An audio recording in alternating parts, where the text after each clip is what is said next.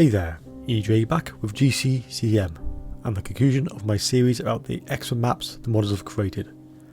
In the future, I'll be keeping an eye on the mod and adding updates when we get a few more new maps. So in this video, I'll be completing the minor settlements. As before, there's more maps on offer than shown, but they're just variations of maps that I've already covered, and I usually just are missing the walls. So let's go to the maps and start looking at these glorious minor settlements. First up is Qatar, also known as the rather unfamiliar name of Palace of Corpses, and one of the ancient city-states of Qatar. Built at the western end of the Chana Valley, which is also known as the Valley of the Kings. Qatar in ancient times was also home of a tomb guard. First map is quite interesting. With no multiple walls, which is the same on all these maps, it's all about clogging the lanes with the 6 ways in.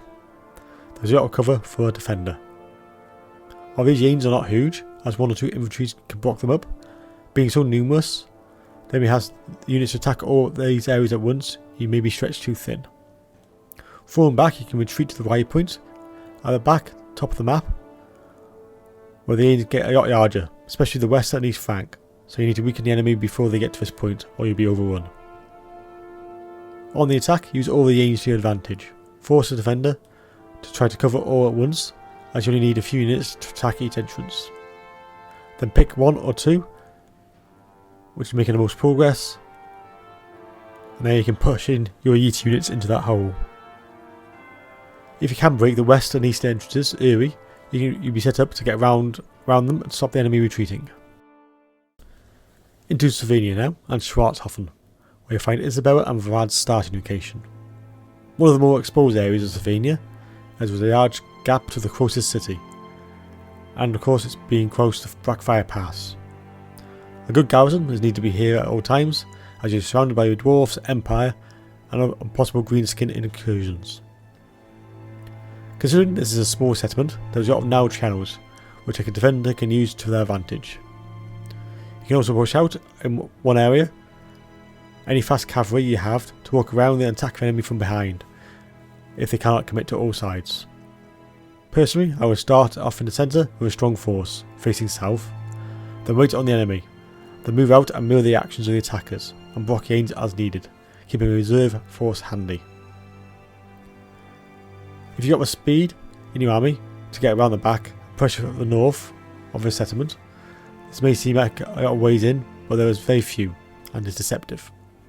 So it may be a case of forcing your way through one channel if you can, and then swing around with a small mobile force. In the lore of a total Warhammer game, the actual springs of eternal life might mean immediate death because of a banned foundation, which is a kind of understatement. Let's face it, there's a lot of difference between eternal life and immediate death. It may be even a bit of a Necarian humour, or just a trap to stop tomb raiders. So back in the desert, and this one is a very compact map. Gives the defender some scope to push out a bit more and try to meet the enemy in the field. The actual settlement itself is a decent fallback point, and if you block off the north and hope the enemy attack from the west, at the open front means you can turn this battle into a normal yam battle. Then if you are using, or just want to start bombing up the enemy, retreat to the centre and block up the 3 ways in, and then slowly grind the arse out of the enemy down. Attacking is a straight choice of do you commit to a full frontal assault at the west and southern if the enemy has come out, or do you commit a decent force to get behind them? I'd always go for the latter to test the defenders and give you more options. Send a scout unit to see if the enemy is strong there, and back up with some heavy cavalry or beasts, then slowly tighten your grip with a strong attack from the west. I would commit to the north flank, as it can be the key to getting an easy victory if you break into the rear. Into the western Badlands now, and on the coast we find Stone Mine Tower, famous for its savage orcs, as the main capital Ekran has one of the highest populations of the savage side of the greenskins. A really interesting coastal map, which has 2 flavours, dwarf and greenskins. Both will be shown in the background. As you can see from the map, it is a series of narrow channels and one large bridge to a central location. These bridges are very narrow, and can just about fit a unit of infantry, and with only one entrance, which is a decent sized way in. A relatively easy place to defend, as enemies start from the south, so you can get a good idea straight from the off where they could be coming from. One disadvantage from your deployment to your main bridge is very short, and not giving range too much time to get shots in.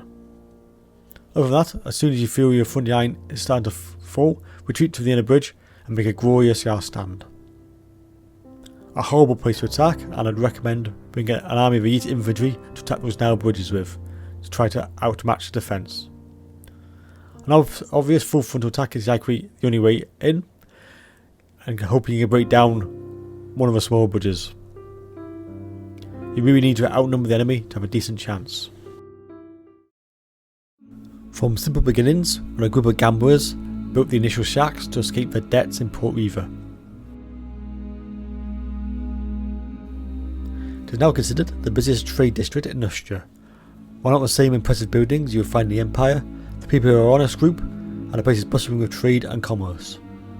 From a really good place to defend to a really horrible place, with a huge place for the attackers to deploy, almost surrounding the swamp town from the start. If that wasn't bad enough, there are trees to provide excellent cover on the approach, means even your missile infantry and definitely artillery will not be much use.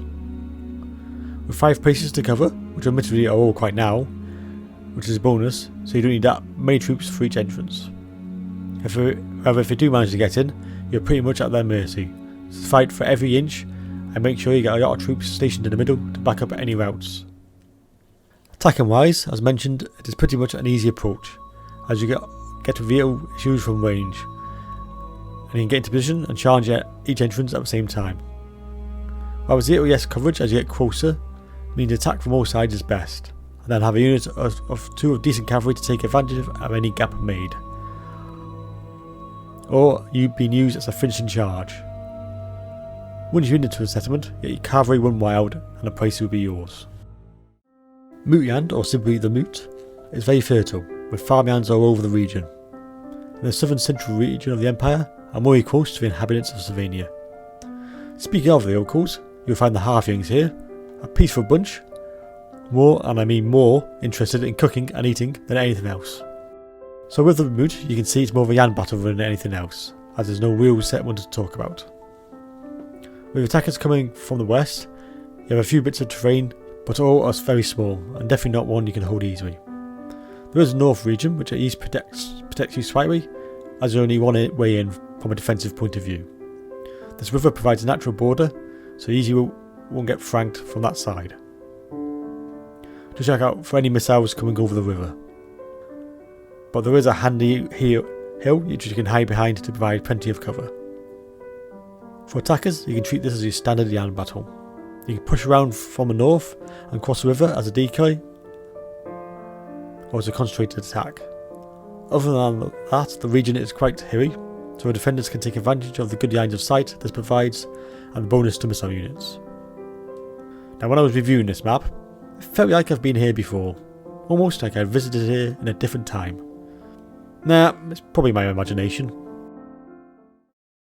Part of Usain, which is home to the current Phoenix King Finbear, and of course where the Phoenix Court resides. To the north of this region is the Tower of Usain, a beautiful area looking towards the huge capital and trading port of Waterfall.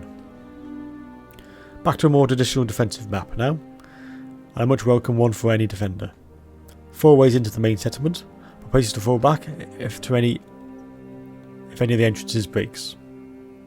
Where attackers can fill out in a large deployment zone from the south, you can at least tailor a strong force to the southern entrances, and have a small force which can be supported by a roaming patrol to help show up any breakthrough. From there you can retreat to another solid defensive point, which has a similar amount of entrances, but be careful of the much large area to the east, as they can mean get more enemy down that flank, and you can get overwhelmed. Attacking, I would commit a solid force for centre, as the distance needed to cover is small, and you can get into the enemy quickly. Then push around to the west to create a bit more pressure on the defenders to deal with. You can try with a small gap to the east, as this does create a very nice flanking possibility when you get into the main settlement, as you can get a substantial force down that side. To the north of Athelian, you will find the Waterfall Palace, and this is a starting place for Ddraig. With Betonia very close to you, on the ongoing tree of hatred from BigfooT to the Bretonnians, you can definitely find yourself at odds with Power-On. The stunning map is pretty much one long bridge battle, with only 2 flanks to worry about, and you can set up your defence easily. More than likely, it's enemy attack from both sides, so set up your defence to hold both areas. As you can see, both west and east have narrow channels to get to the first stages of your lines, so make sure you block these up with appropriate troops. If you're being pushed, retreat to the next narrow bridge and hold there. Hopefully, by the time you get to the centre, the enemy will be severely weakened and you can finish them off. A straightforward but horrible place to attack, as the narrow lanes don't give you many choices and you can't really force great numbers down these lanes. So elite infantry might be the order of the day. Pushing it using superior troops, backed up with numbers to help grind your force into the centre. Part of the major province of Wissenberg is one of the smaller settlements, famed for its marble. While the main capital of Noon is the main focus for the area, being the largest industrial city in the empire. This province is under the current control of the Countess Emanuel von Ebowitz. Being a small settlement battle, it is a decent place to defend, with limited entrances, and no attacks from the north possible. Also, each entrance is narrow, allowing you to hold each one with only a small amount of troops, especially the ones to the east. From there, the lanes are a bit large, but all funnel again into narrow lanes, which makes this area quite cramped. And with only lucky shots from artillery to worry about, as getting these shots harked into the heart of the settlement is quite difficult. Means it's going to be won by melee infantry. Tough place to attack again, but with only limited narrow choices. None of them are particularly welcome for any attacker. Put your large attacking force to the west entrances, along with your cavalry or monsters, as there's slightly more room to attack. Or you can just send one monster down each of the narrow lanes to the east, or any particularly large unit.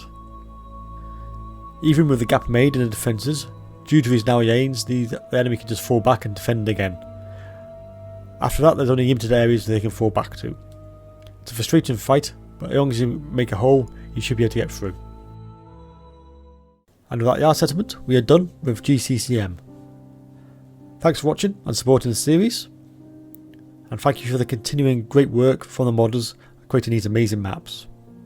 I'm sure they're as keen as everybody to get to the hands on Warhammer 3, which have gave them even more assets to use to create even more spectacular maps. If you missed any of the videos on this series, there's the playlist on the screen now. And until then, I'll see you in my next video.